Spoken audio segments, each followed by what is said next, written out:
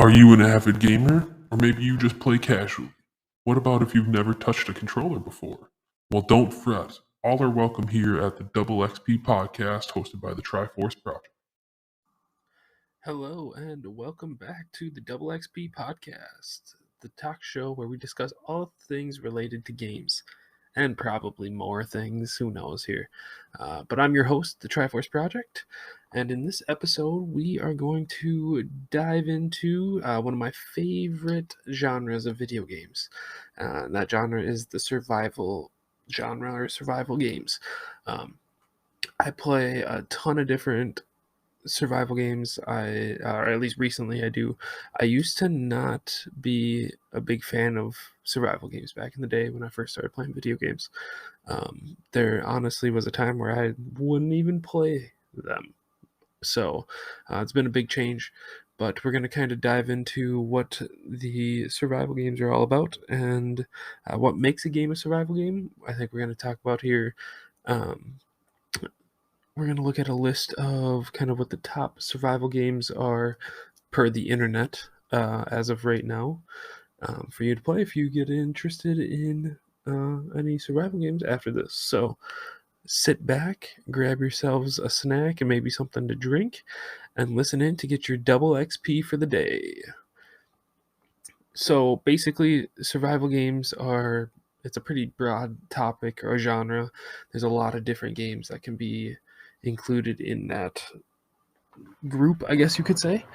Um, there's a bunch of games like 7 Days to Die, Raft, Valheim, State of Decay, and a whole bunch of games, whole bunch of other ones. Those are just a few right off the top of my head that I've actually streamed in the past year actually on my Twitch channel.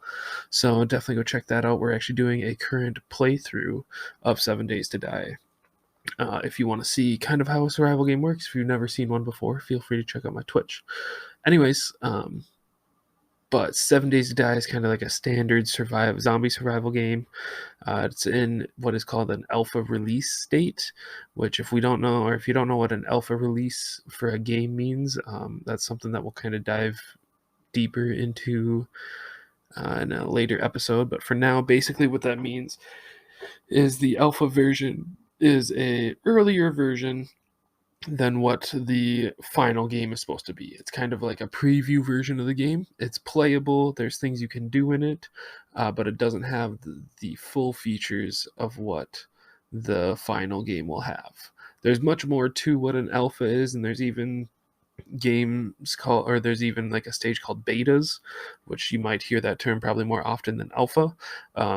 But like I said, we'll dive into that in a deeper episode or a later episode. I don't know why I said deeper. We'll dive deeper into that in a later episode. But yes, so there's another game, or another one of the games I mentioned earlier, State of Decay 2.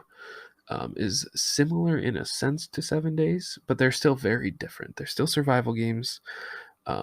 7 Days to Die, you play as a character. It's a zombie apocalypse. You need to gather materials and supplies and try and survive. Every 7 days, there's a big zombie horde that tries to come and kill you. In State of Decay 2, you play as a character, but ultimately you are running a community. So when you start out the game, you get 2 people, I believe, that you can control. You kind of switch between them. But as you play deeper into the game, you try to recruit more people to join your community. So kind of think of like The Walking Dead, if you've ever seen that. Their core group was pretty small, and then as the seasons went on, like season 2, they got some more people, and then they kept on spreading. They went to the prison and got bigger.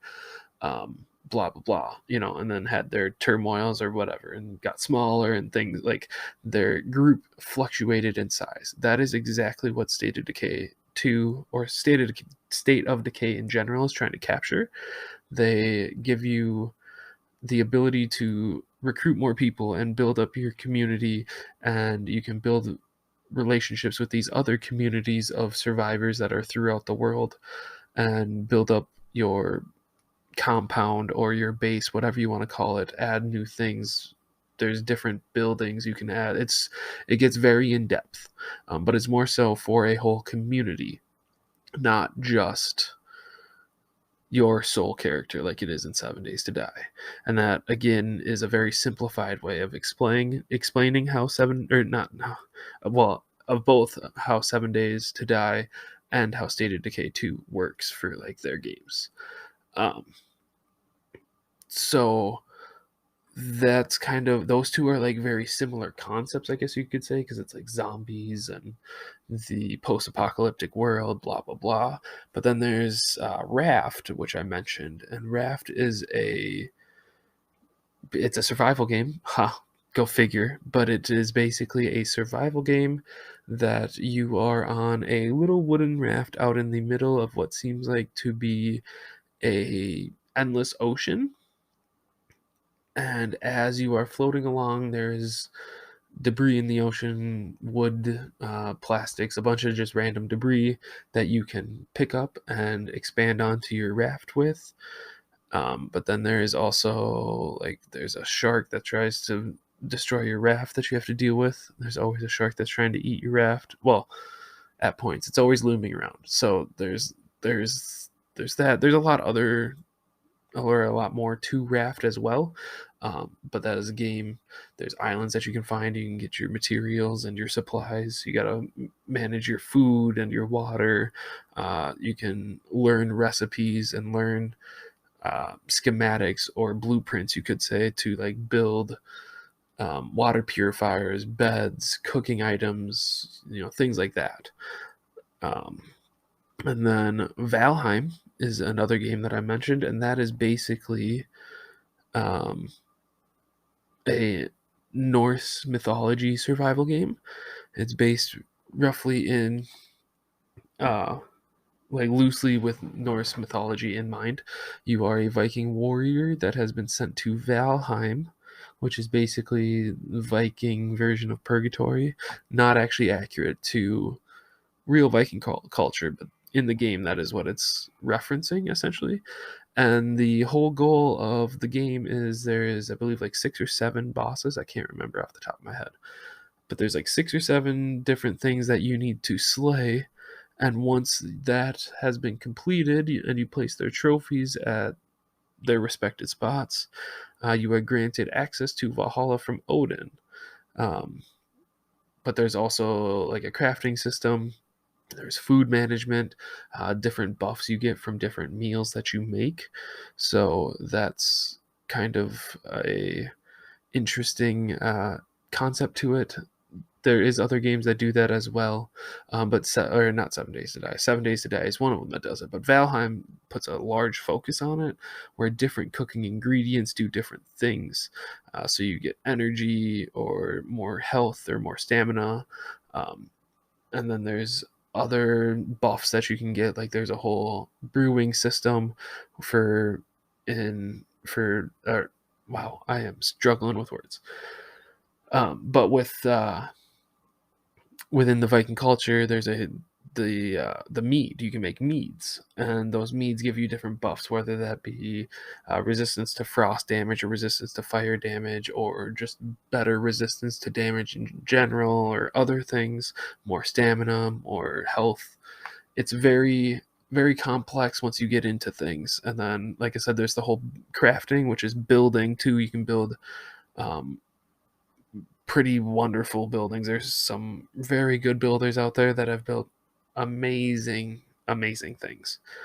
Um, if you were watching my playthrough of Valheim, in our co-op world where I'm playing with some of my friends, I have built us a Viking longhouse, so that's pretty neat. Fit with it has uh, a throne chair in it, and then the long like eating tables. There's a lot of things you can do with it. So there's a lot of different stuff, and all these other games that I was just talking about, um, minus State of Decay. State of Decay does have a type of building system, but like all these other games have building systems where you can basically make roughly whatever you want, to varying degrees. State of Decay 2 does not quite have a building system in that sense. It more so has there's certain things that you can build on certain areas. So you can build like an infirmary in certain spots, or like a garden plot, or different things like that, where you still need to get materials, but it's not as in in depth, where like in 7 Days to Die there's probably, I don't know, 750 to maybe 1,000, if not more, different types of blocks you can put down, or different shapes you can put down to build things, whether that be a ladder, a fence, iron bars, or just a block. There's so many different things. It's very impressive. Valheim has quite a few things, not quite that many, and by not quite that many, not even close to that many. Same with Raft. They got a bunch of different things, a bunch of different crafting, like cosmetics. So you can make like calendars and clocks and a bunch of different stuff. It's really cool. Um, so that's a big add-in for survival games. Um, and those are obviously all things, like I just said, all of those 4 games that I just mentioned all have those controls, but they're vastly different from each other. So I think that is why survival games can be so appealing to so many people, is because we can both like survival games, but we don't have to ever play the same survival game, you and I, or anybody, but we could still get the same enjoyment. I may like Valheim because it's Norse mythology, whereas someone else may like Minecraft, which Minecraft is a survival game. Anyone who doesn't think so is definitely wrong. I mean, there's literally a survival mode in it. So there's that. But there's a lot of different survival games just in the world, kind of going off that topic. Survival games even date all the way back. I think it was, what, 1985? I don't actually remember because this was before I was born. But I think it was 1985 when Oregon Trail first was released. And I believe that is basically the first adaptation of a survival game. And just think about it. That's exactly what Oregon Trail is. I mean, it's kind of what it was back in the day in real life too. But you had to get your family, or your like wagon with your 2 ox or however many you had and everything else, over across the Oregon Trail, and like you would get dysentery and you would lose people. You'd have to make like the big decisions of like, do we want to cross the river?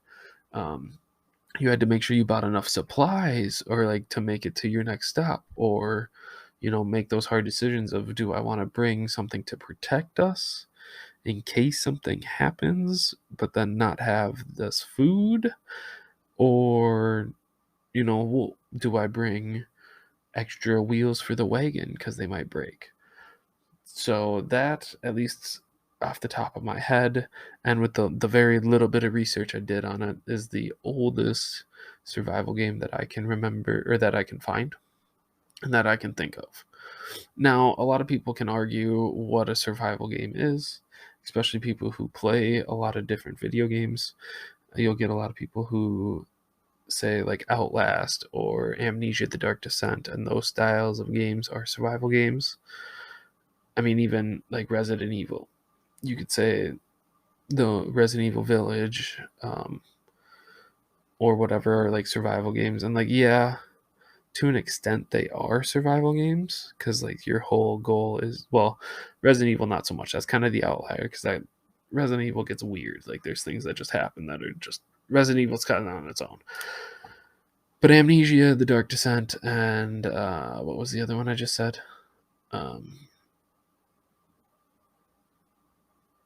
Outlast. The Outlast games. Those, like, your whole goal is like literally to only survive, but it's also a narrative game. I haven't played Outlast 2, so I don't know. I don't even, that might be open world. I don't think it is though. Um, but there's not like any crafting. There's not any like resource gathering other than in Outlast. I think you get batteries for your camera. Um, but to me, those are more traditional horror games. You could say like horror survival is in there, I guess. Um, but yeah, it's just kind of kind of out there for me. It's a little too far for survival. I'm not gonna like completely argue with someone who says that's survival games, but I'm also not gonna fully credit it as a survival game because it's a little different than what we're kind of focusing on here, or at least what a survival game is to me. And I guess maybe I'm going even way farther in this another like subgenre of survival crafting games is what I'm in, which is very well possible. I'm not quite sure, but we're just not talking about that sort of survival horror narrative gameplay. Um, so let's kind of get into what I am talking about, I guess, and that's what kind of makes a survival game, at least in my opinion. And this is kind of uh, I had a list, and I really don't have a list. I pulled this off the internet with the research I did, plus just like knowing what I've played and having an idea of that. The many different survival games I have played and experienced over the years. But the main thing you are going to need for a survival game to be a survival game is one of these things: some sort of character management, whether that be hunger, thirst, even just a health bar. And then with that, you also need to have consequence to not keeping your character managed correctly. So, for example, in 7 Days to Die, you have actually all three of these things. There's a hunger bar, a thirst bar, and then your health bar. So, if you get hungry at some point in 7 days, or if you go completely down to zero for your hunger bar, I believe it cuts your health bar in like half, and it lowers your stamina and a bunch of other things. It's very bad. Same with water. And as you start to lower, like once it gets to 75% full, I think you get like a little bit of a debuff where you lose a couple points. And then as it gets lower and lower, it gets to be bigger debuffs essentially of like, okay, you're at 40% health. Or you're at 40% hunger. That is going to lower your health by 25%. Now, in survival games, that's a big deal if your health is a quarter gone before you even get into any conflict. That's not good. Not to mention the stamina reduction that it does in like 7 Days to Die, so then you can't run as long or as fast. And that stamina is also tied to any melee attacks you're doing. So if you're swinging a club or anything like that at your zombies that are trying to eat your face off, you're going to have less stamina to do that with. So it's a very imperative that you keep an eye on those health and thirst bars. Health bar is the same thing. As you take damage, you don't want to obviously completely die. Otherwise, that's not fun. But then there's even a punishment for that. So if you do die, a lot of games will punish you for it by taking away like any items you had on your character, because usually you have an inventory. So if you die, you usually drop all of those items, and then sometimes they'll even take away like XP or levels that you have gained because of the death. So there is other repercussions you can do even if you don't have a hunger or a thirst bar, because in certain games you can turn that off, where that is not an issue, but still have the health bar. So really that's kind of the bare minimum of what you would need, at least in my opinion, to be a survival game. And like you could, again with that, you could argue that Outlast and Amnesia: The Dark Descent are horror or survival games, because you have to like restart the your checkpoint or whatever if you get caught or if you die. So there's that, but still not what I'm going for. Now there's a few other core mechanics, I'm saying that with air quotes, that I think really boost or heighten the experience of survival games. And we're going to talk a little bit, or I'm just going to give a list of those mechanics here and maybe go over them just a little bit of what they are and how they would help, I guess. So there's usually some sort of crafting system with a survival game, whether that be crafting items that you can use, or crafting meals for yourself, or crafting really any sort of thing, clothing, uh, defenses from enemies, weapons to use, who knows. Um, there's so many things that you can craft in a survival game. Also, having an open world makes it a much more survival-esque game where you can go wherever you want on the map at any time and see what happens there. You can go into, there's like for 7 Days to Die, there's different levels of buildings to go into for early game, mid game, end game, make it harder, easier for you. But if you wanted to, like when you first started and you find a giant skyscraper that's usually towards the end of the game when you're supposed to go there, but you find it the first day you're there, you can go in that if you want. Good luck, but you can do it. So there's just like having a open world really helps allow you to craft your own story, but yet still feel like it's a compelling game, I guess. I don't know.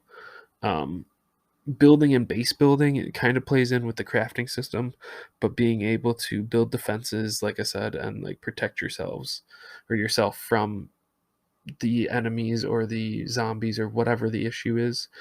There's a game that I play called The Long Dark that is more so you're just protecting yourself from the cold. You're stranded out in the Canadian wilderness, and it is bitterly cold. So you just have to constantly make sure you're warm and fed and all those things. Just little things like that. Being able to build little warming shelters to keep yourself protected are big things. And that is part of a survival game. So you could have any of these or really all of these in a survival game and it'd be considered a survival game. You could do one of them, you could like the first ones I said, or you could do all of them put together. That's kind of what 7 Days to Die does. It's got all the things. I just use 7 Days a lot because I've been playing it here, so I use it as my example a lot of the times. But I've been playing it a lot. I really like the game. Anywho, so now that we've kind of gone over what the basics of a survival game is, what some of the core mechanics are, you guys have heard some different types of survival games. We're going to take a look at this list from GameRant.com that has the top 15 survival games from it, or top 15 survival games as of right now. And I'll kind of give you, we'll say the name of the game, and I'll kind of give you a rough idea of what the game is, and then you can look them up if you like them. So at number 15 was Valheim, which we did talk about earlier, but that is the Viking Purgatory-esque survival game. It's a really fun game. I really enjoy it. The building's pretty sweet. The Viking touches. It's not like big into Viking culture or anything. A little bit. It's kind of cool though. It's definitely worth checking out if you like the survival genre. There's a lot of fun bosses to go with or to fight and try and take care of, and they're all different from each other, so it's cool. There's not just like one way to take them all out. Number 14 is Grounded, which Grounded is a Honey I Shrunk the Kids-esque survival game. You are like children, maybe tweens, that get shrunk down to be smaller than ants, basically, or about ant size, and you are in your backyard. You have to survive. There's building, there's crafting, you got to fight spiders and ants and a bunch of other things. You got to find like little bugs to eat. It's really fun. That's one I've played. I haven't played it a ton. Would like to stream it some more. Sorry about that. Number 13 is Raft, which we were talking about earlier, but that is the ocean survival-esque game. A lot of fun, crafting, building, the usual. There's a little bit of fighting in it. Number 12 is Frostpunk, which is like a winter city survival game. I've played it a little bit. I want to say like the world has gone into nuclear war and we're in like a nuclear winter fallout. I'm not 100% sure on that, but I think that's it. That's a pretty fun game, but that's more of a city builder, city survival. You got to take care of your whole community and like hundreds of people. Number 11 was Minecraft, which, if you don't know what Minecraft is, I'm surprised you found this podcast, but it is a kind of not one of the OG survival games, but it is a more kid friendly survival game, I guess. There's zombies and like enemies and things, but it's the blockier style, not high resolution graphics or anything. But yeah, it's a pretty fun game. A lot of people play it. One of the largest games in the world, honestly. Number 10 was Terraria, which this is like a 2D survival game, kind of similar to Minecraft, but not the same at all. Other than their survival games, it's pretty fun. I've played this very little, but it's kind of a neat game. Number 9 is the Forest, which you are a plane crash survivor, which you crashed on a island inhabited by cannibals. It's a very, very interesting concept. A lot of fun. Me and my friends played through it. Well worth playing. It's a good game. Number 8 is Don't Starve, which that is another 2D top-down isometric survival game, but it's kind of a cartoon-esque feel to it. But it is a more so like dives into horror elements, so it's kind of cool. But there is building and crafting and character management. At number 7 this one was surprising to me, but at number 7 was Dying Light, which that is a first-person parkour zombie survival game. This is one of the bigger like AAA games on this list. I'm looking now. There's one after this that's like a true AAA game, but the rest are all kind of indie games. Anyways, this was a very fun game. We actually just played through this as well a couple months ago on stream. But much different than most of the other survival games. This one to me didn't really feel like a survival game as much. More so a story-driven RPG, kind of like there's RPG elements.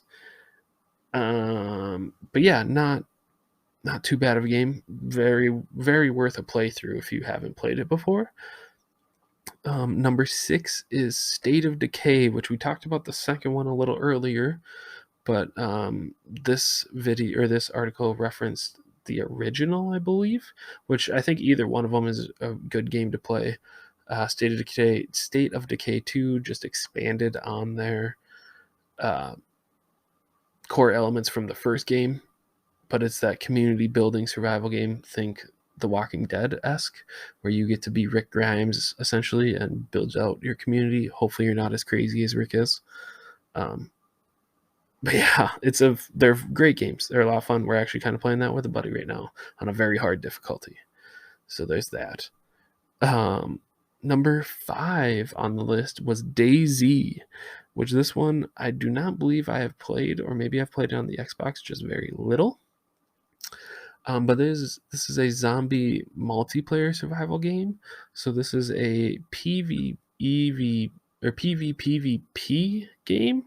So you load into a map basically, and there could be other players on the server, basically, that could either decide to help you out or fight you. DayZ was kind of the birth of the hardcore survival game that the genre is kind of out, which we'll talk about here. It looks like in a couple games on the list. But yeah, so I've played very little of DayZ, if any at all, really. It's a tough game. You gotta find your stuff. Anyone can attack you. You don't only have to worry about the zombies. There's also the human element to worry about. And even if someone was your friend and you have an alliance with them, they could turn on you at any point. So that is a very different setting than all these other games as well. Might be something I try and get into. I just never play consistently enough to play those hardcore survival games like that, where my stuff just ends up getting destroyed like shortly after I start playing, because I only play like once or twice a week, whereas these people play daily. So that might be something we try out just kind of as a fun thing for later. And at number 4, we have Ark Survival Evolved, which this is another server-based multiplayer survival game. But the big difference in this game is that they have dinosaurs. This game I've played both on Xbox and on PC. It is something I haven't gotten into yet. It's a very tough game to start out, especially by yourself. It's another one where it's a PvPvE, so you are facing off against other people as well as the dinosaurs that are inhabiting the island. It is well known to be a quite unforgiving game to start with.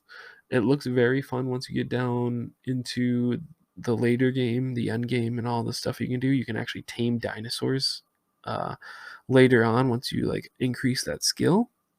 But it's hard to get to that point. At least for me, it is. Maybe now I could actually be able to take the time to get into it, but that might be something we have to look into. We'll see. Number 3 is Rust, which this is a very big game. This is as of late. Um, it's another one of those hardcore survival games, the PvPvE, but this is much more intense than DayZ is now. I've never played Rust. I've seen some people play it, and basically it just looks like a lot of people trying to kill other people that are nearby. Um,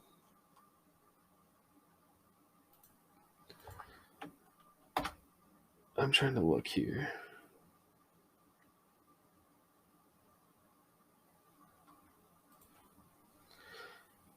What is this? No, don't play. Okay, so yeah, it's basically just a game. You know, all you got to do is survive. The island, the island's wildlife wants to kill you. Same with the other people who inhabit it. So yeah, you just got to survive. Gather your materials and survive. Seems like it would be a fun game. Also seems like it's going to be similar to DayZ and Ark, where both of those you kind of not have grief, but you can have griefers who just come around and kill new people right away to make it very hard. So there's that. But that also might be something we check out at some time, especially since I just have a love for survival games now. At number 2 on the GameRant.com list is No Man's Sky, which, if you guys follow me on Instagram, which my Instagram is the.triforce.projekt with a K. But I just posted about this game. Actually, just released 6 years ago. As of today, I think it is the day of recording this, at least. Anyways, not the point. But No Man's Sky is a space exploration survival game, which this is totally up my alley. I love space. Space is the fucking shit to me. So this is so much fun. I don't care what you say if you know this game. If you were around for the release of it and the issues it had at release, you know, it happens. But it is now way better off. They've done so much to the game. They've added all the things that were supposed to be in it. And then some. Yeah, it took them some years to do it, but it was a small team, a small indie team that did this. I think it was like 5 people that made this game that is basically a procedurally generated universe of, like, I think they said it was some billion different solar systems that have anywhere from like 3 to like 5 planets on each solar system. So there's a lot of different planets you can explore. There's base building you can do. You can buy settlements where you just basically run a town, and there's so many things you can do. It is so cool. Very fun game.